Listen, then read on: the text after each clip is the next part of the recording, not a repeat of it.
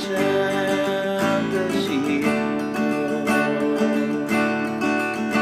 your deeds and done? Your time it has come. Follow the leaves as they fall. Where have you gone? Where have you gone? Where have you gone, my love?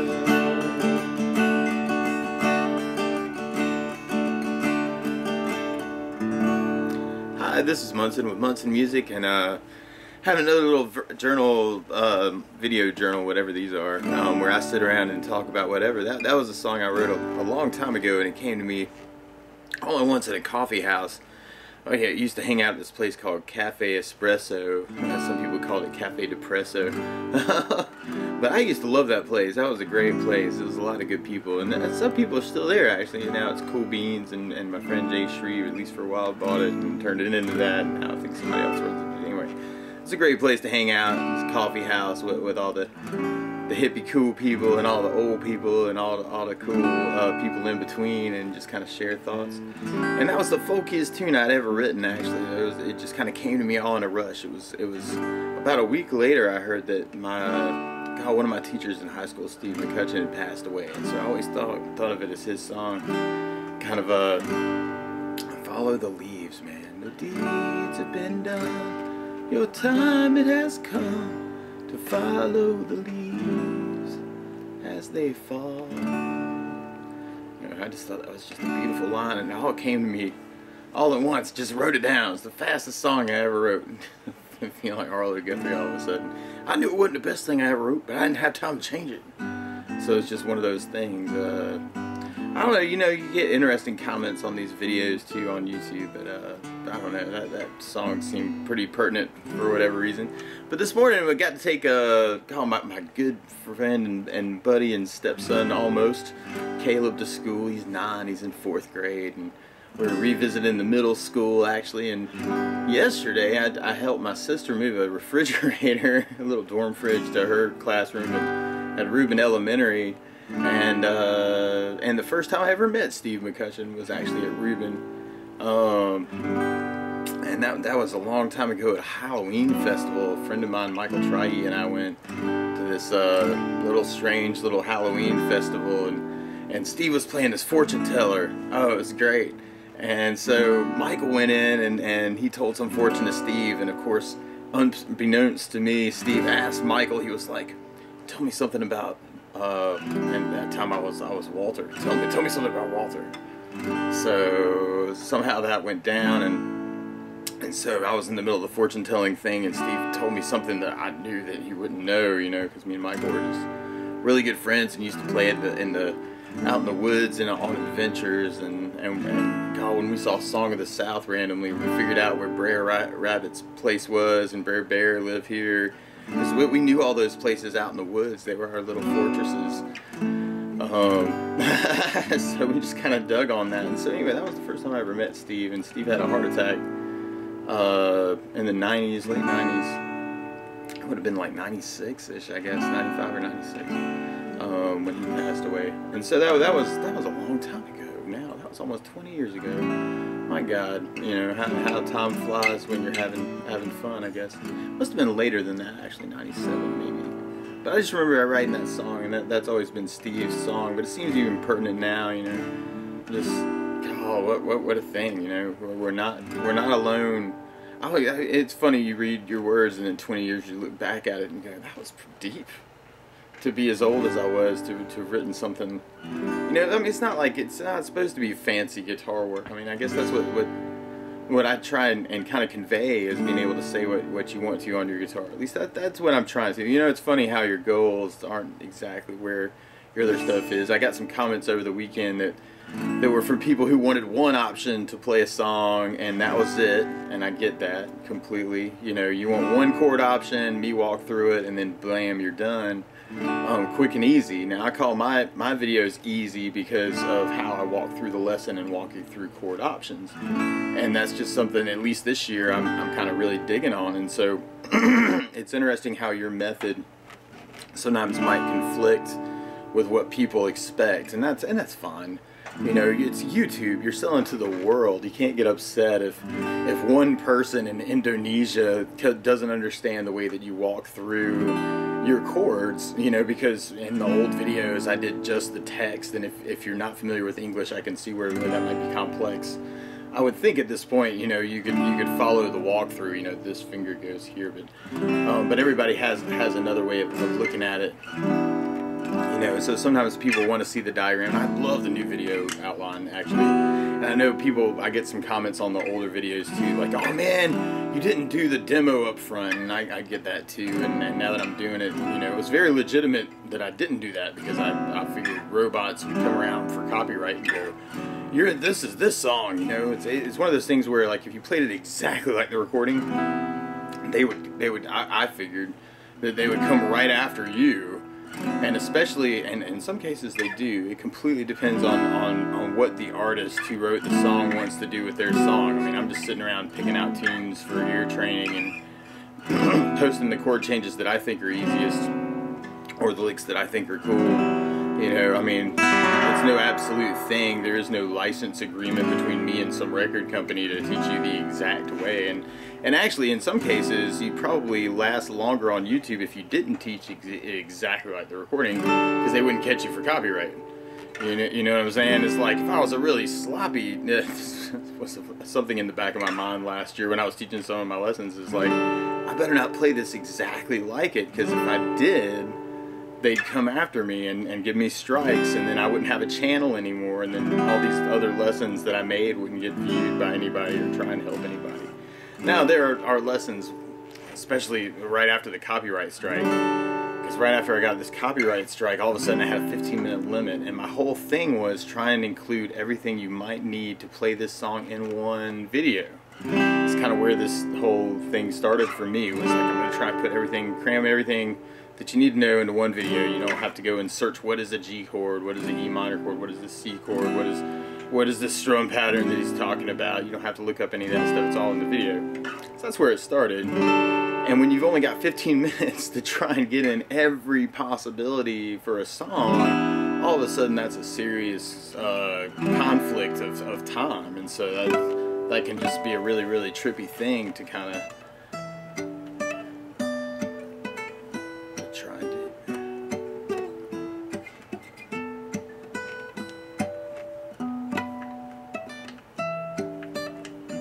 Because this whole thing for me actually is supposed to be about teaching you how to find your voice with the instrument.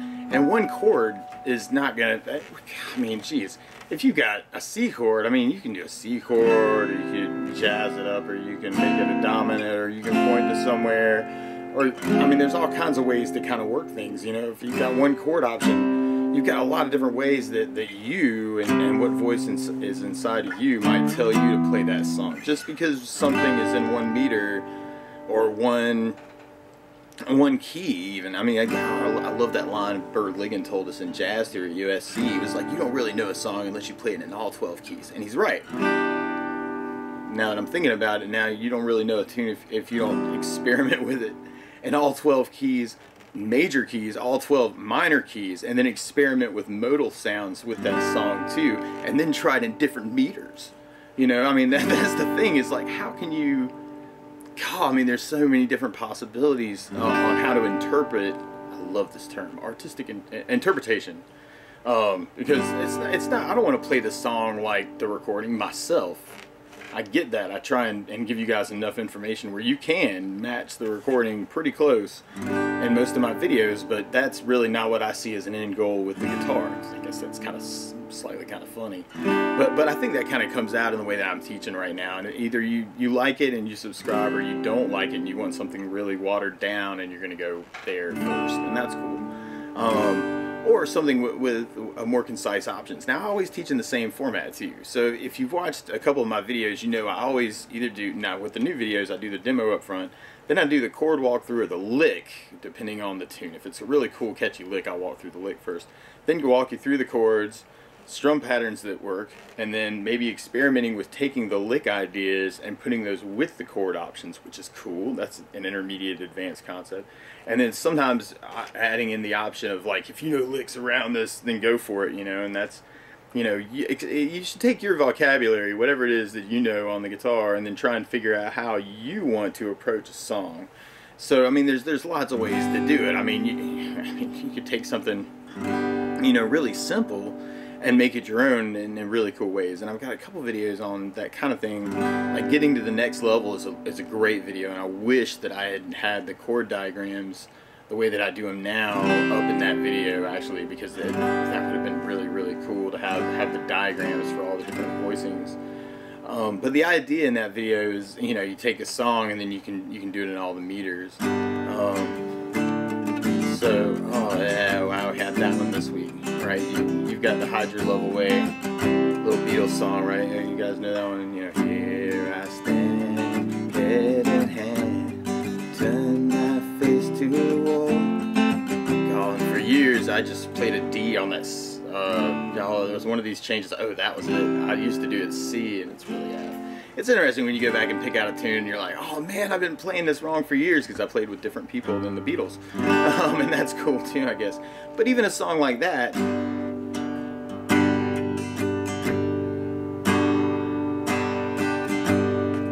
mixing up the meter could be cool. Yeah. Here I stand, head in hand, turn my face to the wall. Oh, but I love that 3/4, right? I mean, that's the thing. 1, 2, 3, 4, 5, 6. You know, kind of getting that 6/8 groove. Oh man, yeah. But I mean, you could jazz up the chords. Oh yeah.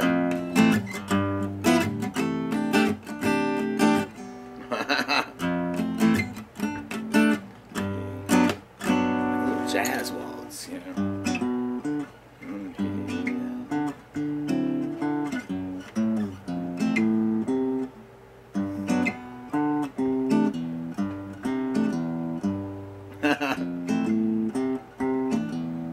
Here I stand, head in hand, turn my face to the wall.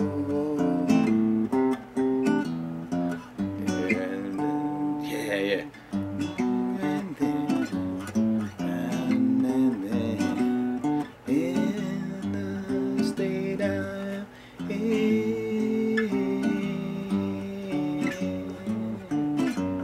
how could she say to me, love will find a way?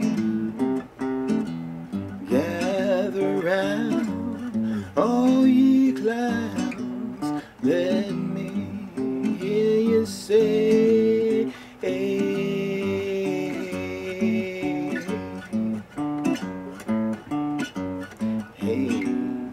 you got to hide your love away. Hey, you got to hide your love away. You know, it just kind of depends on how you're feeling. That's kind of, yeah. So, it's just kind of cool to, you know, in the state I'm in, you know, you can punk it up too, you know. In the state I'm in. Oh, and you can even mix it up with the flute.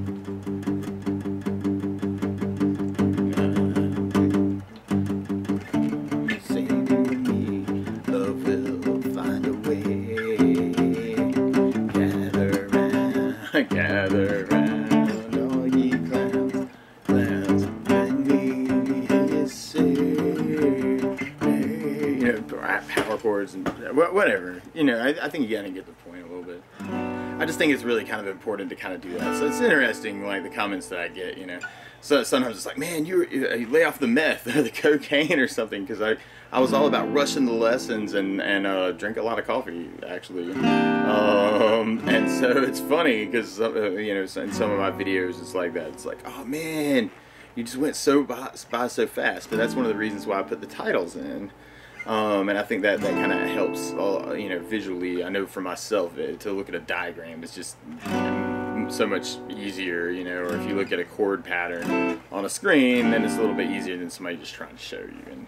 And so that was like the whole point of where I get started with this. Got some good feedback though. Lots of people, you know, be like, oh man, you did a great job, man. I think you taught me how to play the guitar, which is awesome. My sister randomly ran into somebody who was watching one of my guitar videos over the weekend and didn't even know it was her brother. It was like a friend of hers daughter. So that was kind of cool. It was like, oh, I just want to learn this song.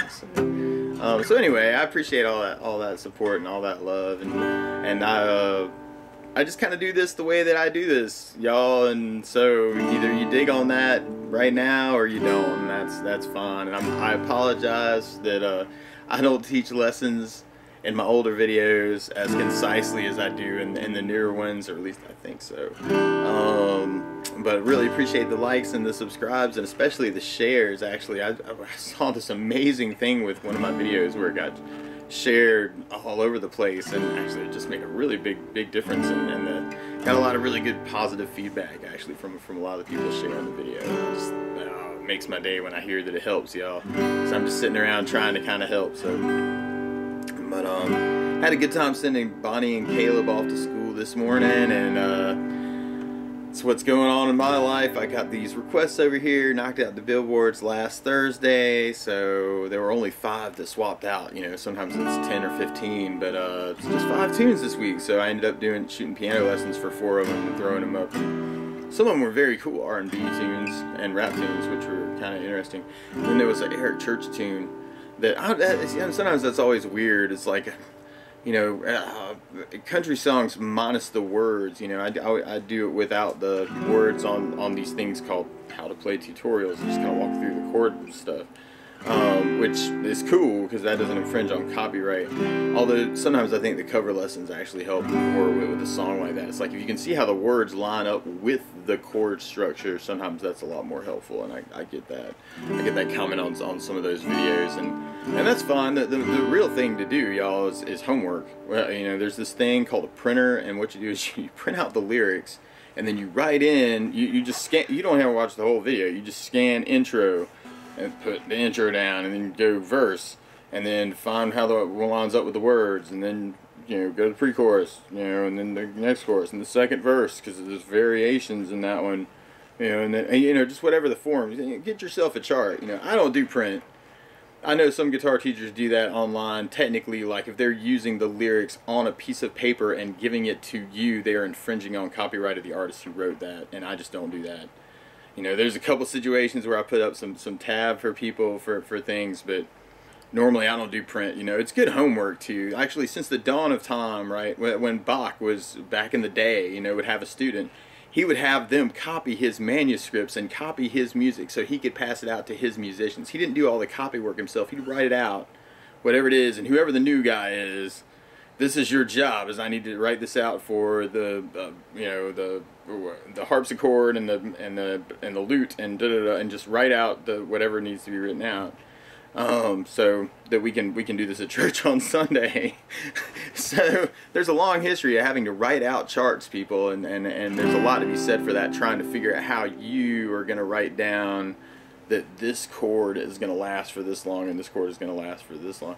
I have the strange Munson notation. There's you know, normally I write down one chord every time it happens, just like it does on the screen. I literally copy it down. Some people will just put the change in, and that gets really confusing for me. The whole no chord thing. I would rather you just put C over the top of every measure that's C. It's just easier for me to go, oh, it's that chord, but that I get I'm going to put down C, and then there's another measure without that chord over the top of it, but it's still C. And then I get that. You know, it's kind of like key signatures. When you put in a key signature and immediately there are 17 accidentals, you know, it's like, did you really think about it? Wouldn't it just be easier to write this in C so people actually play it correctly? And what about this B sharp crap? So, or E, yeah, E sharps. Yeah, fun times, y'all. Check your music and just write it out so people can play it easy. It doesn't matter whether it's technically or theoretically correct, in my opinion. If you write it out how people are supposed to play it so it's easier for the player, then all of a sudden then it might actually get played more accurately, you know. But there's a lot to be said for rehearsals and having pencils on the stand too. That's true. But anyway, so this is my strange little Munson journal thing. I've got a bunch of requests. Going to try and hit some of these this morning and this week, and we'll see what happens with the billboards on Thursday, because that's always an interesting day to go and see what I'm missing, you know, and then go try and fill it in, and then I'll be back to requests again. Actually, I got a ton of requests from the summer. Had a couple vacations this summer and didn't really have as much time to do videos, but it's like Dolly Parton says, you have to make time you know, for a life, you know, in between work, and that's not a Dolly Parton thing to say. And like John Lennon says, you know, life is what happens while you're making other plans, which is a little bit more true to me, I feel like. So anyway, I think hoping that I put up some lessons that you dig this week, and in general, and if not, then go and find some of the old ones that you do like and watch them again, people. Because I'm sure there's a lot of, I hope there's a lot of really good information in there, and I do my best to try and help, and that's all I really can do, is just pick out this stuff and throw it up. And you be the judge now. I always like that. The demos also it's a great disclaimer. I do first lesson free here in the shop, so if you're in the shop and you know you come in for a lesson, normally you get the first lesson free, so we can see if we actually get along together, or you can learn anything from me, or there's not an energy conflict or personality conflict or something, you know. I always feel better about that. It's like, I'm not responsible necessarily if you don't enjoy your first lesson because you're not paying me. Well, I feel that way about my YouTube lessons too, y'all. Alright, so it's a free lesson, alright? So either you got something out of it and you enjoyed it and you had a wonderful time with me kind of exploring and loving on this song and all the different chord possibilities that you might have or play around with, and ways to play around with the song,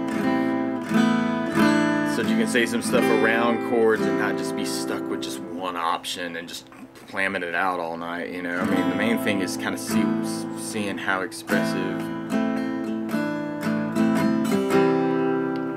And you guys give me some great requests too.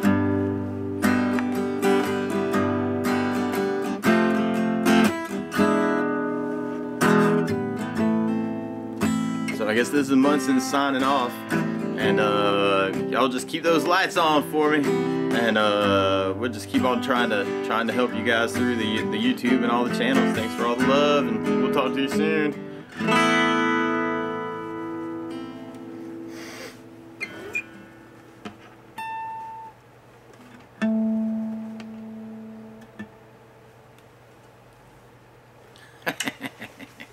Y'all take care.